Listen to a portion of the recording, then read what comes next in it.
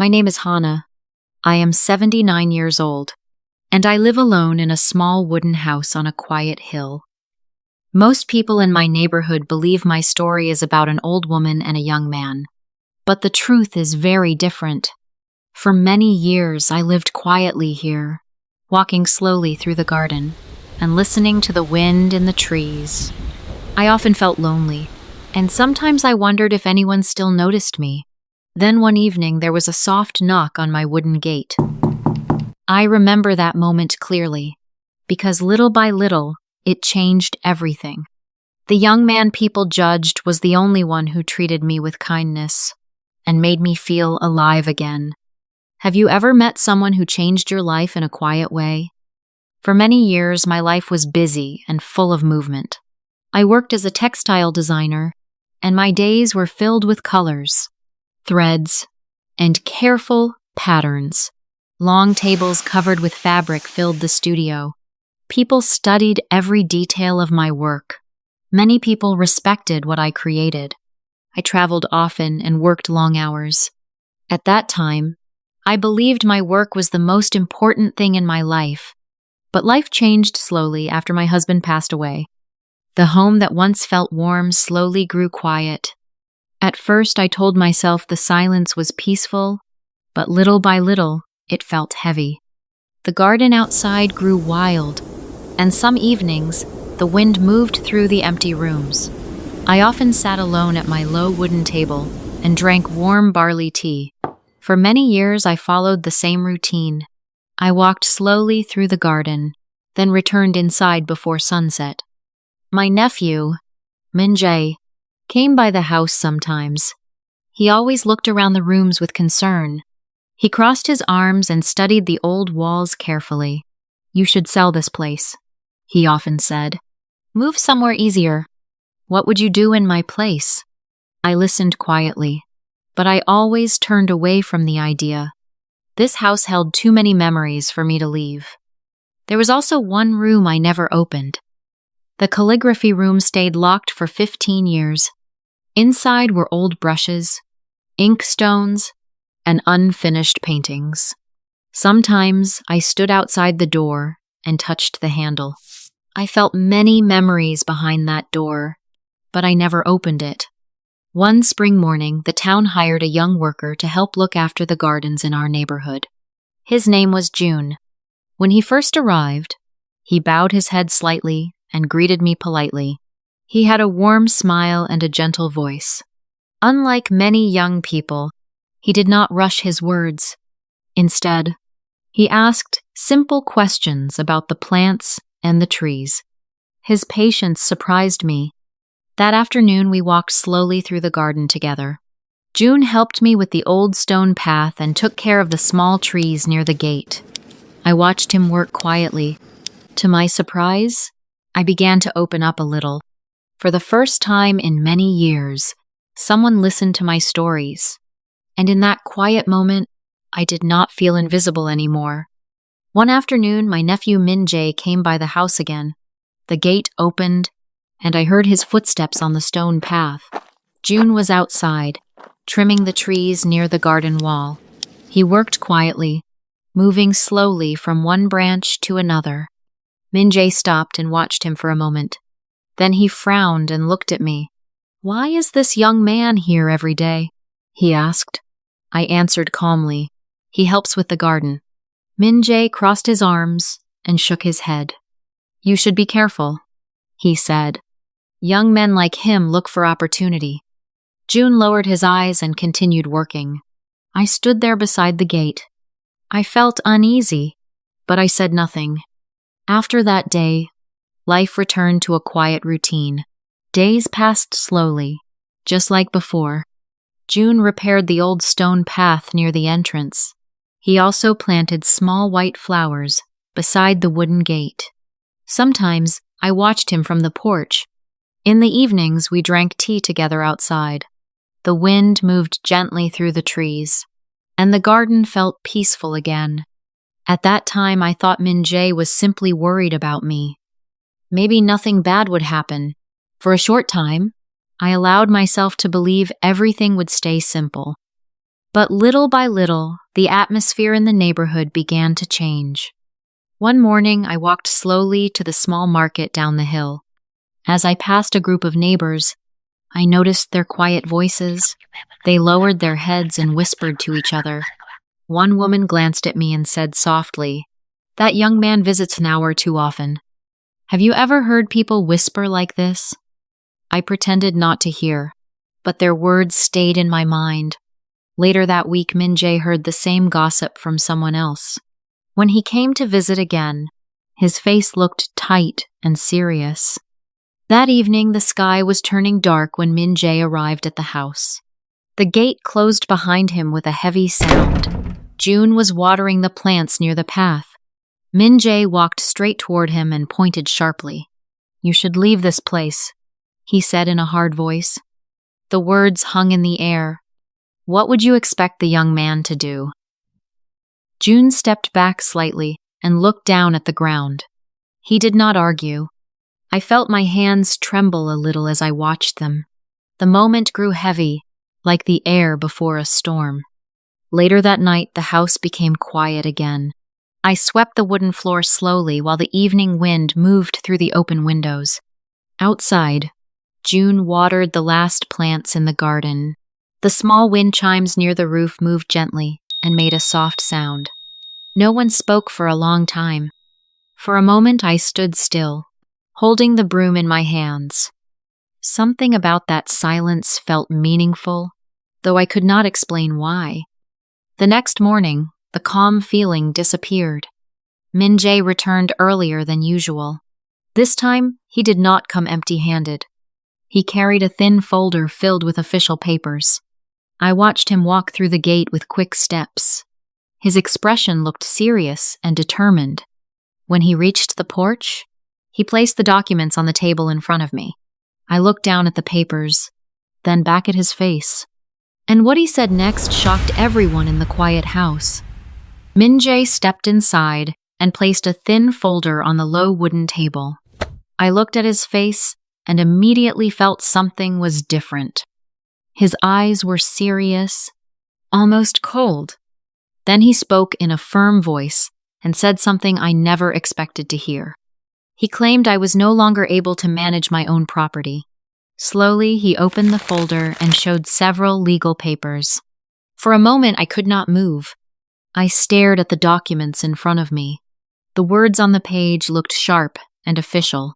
My hands began to shake slightly as I held the paper. The air around us grew quiet. The garden outside seemed suddenly far away. I tried to speak, but the words did not come easily. Min Jae continued talking in a careful voice. He said he only wanted to protect me, but the meaning behind his words felt heavy. Then he pointed toward June, who was standing quietly near the doorway. "This young man is manipulating you," Min Jae said. His voice sounded sharp and certain. June stepped back slowly, as if he did not want to cause trouble. His face looked pale, and he lowered his eyes. I watched him, and something twisted inside my chest. My fingers tightened around the edge of the table. For many years, I trusted my nephew completely. He often visited, brought small gifts, and spoke about protecting our family. But in that moment, his voice sounded different to me. It sounded cold, careful, almost calculated. The thought surprised me, and I felt my heart beat faster. I took a slow breath and tried to steady myself. Then a painful idea appeared in my mind. Perhaps the whispers in the neighborhood were never really about June. Perhaps they were about something else entirely. Perhaps people were watching my house, my garden, and the land around it. In recent years, many people had become interested in this quiet hill. The silence around us felt heavy as that thought settled in my mind. And in that quiet moment, one question slowly formed inside me. Who truly cared for me? What would you think in that moment? At that moment, something inside me finally broke. For many years, I stayed quiet. For many years, I avoided conflict and simply accepted what others said. For many years, I told myself that silence was easier than argument. But that morning felt different. My chest felt tight, and my hands rested heavily on the wooden table. I looked at the papers again, then slowly lifted my eyes toward Min Jae. My voice trembled when I spoke, but the words were clear. "This is my home," I said softly. The sentence sounded small, yet it filled the quiet room. Min Jae raised his voice again. He spoke about responsibility and protecting the family. His words moved quickly, but I barely listened. Instead, I stood up slowly from the table. I felt the floor under my feet and the cool air in the hallway. Without another word, I began to walk slowly down the corridor of the house. Min Jae followed behind me, still talking. June stayed near the doorway and stepped back quietly, giving us space. I stopped in front of the door that had remained closed for 15 years. The calligraphy room. My fingers rested on the handle, and I felt them shaking slightly. For a long moment, I simply stood there. Then I took a slow breath and pushed the door open. Dust moved gently through the air as the door creaked. Inside the room stood the old table, the brushes, and several unfinished paintings. The smell of old ink filled the quiet space. I stepped inside and looked around the room. My voice became soft when I finally spoke. "I closed this room when my husband died," I whispered. The memory pressed heavily in my chest. Tears slowly rolled down my face, but I did not wipe them away. I turned and faced Min Jae again. "And when I closed this room," I continued quietly, "I also closed my heart." Then I looked toward June, who stood silently near the door. I lifted my hand and pointed gently toward him. "This young man helped me open it again," I said. My voice felt stronger now, even though my hands still trembled. The words hung in the air like a quiet truth. Min Jae stood frozen in the doorway. He said nothing. The space around us became completely silent. I could hear only the soft sound of my own breathing and the faint movement of the wind outside the house. For a long moment, no one moved, and that silence allowed the meaning of my words to settle in the room. For a moment, no one spoke. Min Jae stood in the doorway for a long moment. I watched his eyes move slowly around the calligraphy room. For the first time, he seemed to notice everything clearly.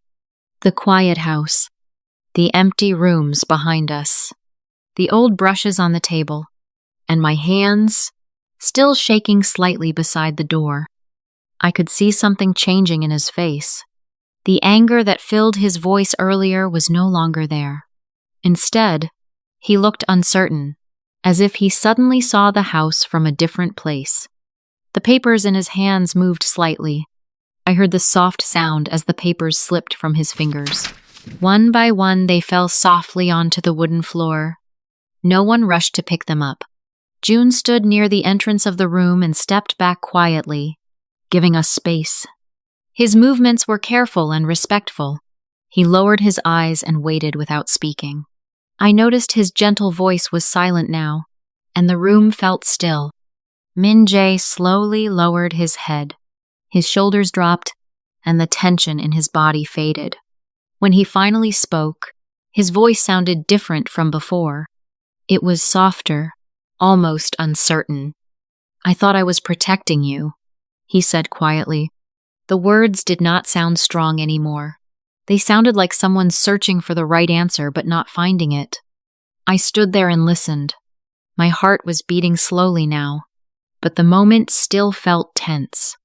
I took a slow breath and rested my hand on the edge of the old table. For a long time, no one moved. The silence inside the calligraphy studio grew deep, like the air after a storm. And in that silence, the truth between us slowly settled into the room. Later that evening, after the sun had already set behind the hill, Min Jae came by the house again. This time the gate opened slowly. Without the heavy sound from before, his footsteps were quieter on the stone path. When he stepped inside, he did not look angry anymore. Instead, he stood near the doorway for a moment, as if he was unsure how to begin. When he finally spoke, his voice was soft. "Aunt Hannah, I'm sorry," he said. Do you think he truly understood his mistake? I looked carefully at his face. His shoulders were lowered, and his eyes looked tired in a way I had not noticed before. The strong confidence he usually carried seemed to be gone. At that moment, he suddenly looked much younger, almost like the boy I once watched grow up. For a moment, neither of us spoke. Then, he continued quietly, choosing his words slowly. "I was afraid someone would hurt you," he said. His voice trembled slightly as he spoke. Yon, who had been standing near the door, stepped back respectfully. Without saying a word, he moved outside to give us space. I watched him go, and noticed how carefully he closed the door behind him. The whole house became quiet again. I took a slow breath and sat down at the low wooden table. My hands rested on the surface, and I could feel the smooth wood under my fingers. "Fear can make people unkind," I said softly. The words came out slowly, but they felt honest. Min-jae nodded while listening. His eyes became wet, and for the first time I saw tears forming there. He wiped them away quickly, but did not hide his face. "I will not interfere again," he said. "This is your home. I understand now." For a long moment, we simply sat there in silence. The wind outside moved gently through the garden, and the soft sound of the wind chimes reached the room. I noticed how calm everything felt. For the first time in many years, the house did not feel lonely. It felt peaceful. 6 months later, life in my small house felt very different. When I walked slowly through the garden one morning, I noticed how much it had changed. The stone path near the gate was now lined with small flowers. Their white petals moved gently in the wind. The garden looked peaceful and alive again. June still came by the house regularly to take care of the trees and plants. But his life had changed as well. With a little encouragement from me, he applied to study design at a nearby college. When he told me he had been accepted, I felt quietly proud. Even after his classes began, June continued to look after the garden in the mornings. Sometimes he would help me with small things around the house, and in the evenings we would sit together outside and drink tea. His gentle voice and warm smile filled the quiet space that once felt lonely. Little by little, warmth returned to the house. I noticed that I laughed more easily, and the long, silent evenings no longer felt heavy. Min-jae also began to visit on weekends. His visits felt different now. Instead of speaking about selling the house, he arrived with small gifts. Sometimes he brought fresh fruit. Sometimes he brought tea. We would sit together at the low wooden table and talk quietly while the wind moved through the garden.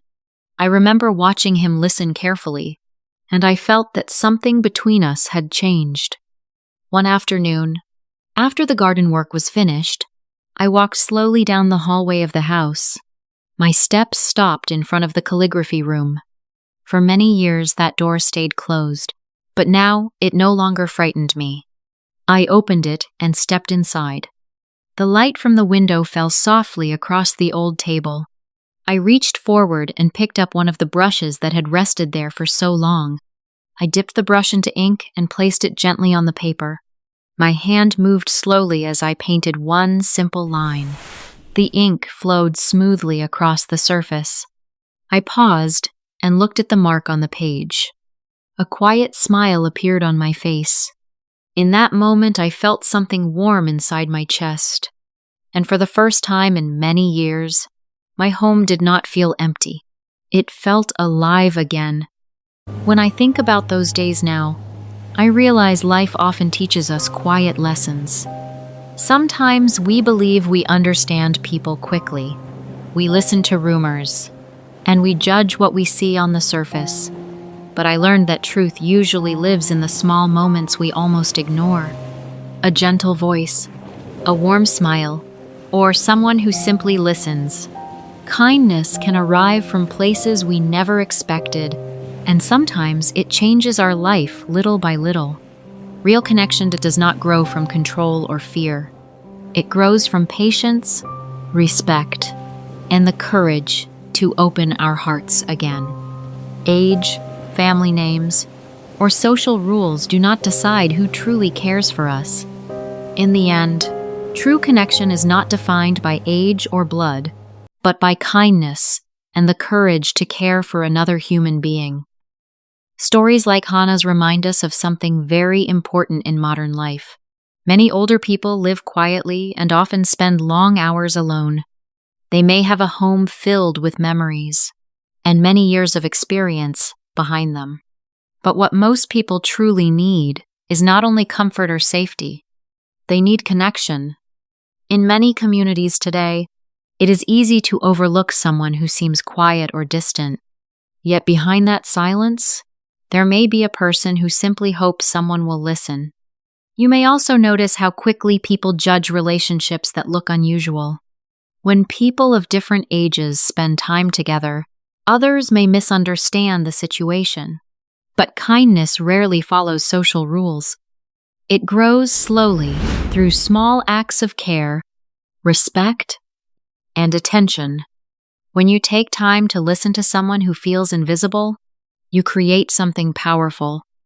Sometimes that simple moment of kindness can bring warmth back into another person's life, and into your own as well. This is Peak. We believe stories teach more than language. They teach how to see people with kindness. Stay Peak. Before we finish, we would love to hear your thoughts. Do you believe kindness has no age? Comment 1 if you believe friendship can cross generations. Comment 2 if you think society makes this difficult. If you enjoyed this emotional English story, please like the video and subscribe to Peak English Stories. We share new stories every week to help you learn English through meaningful human experiences. Thank you for listening, and we wish you a peaceful day.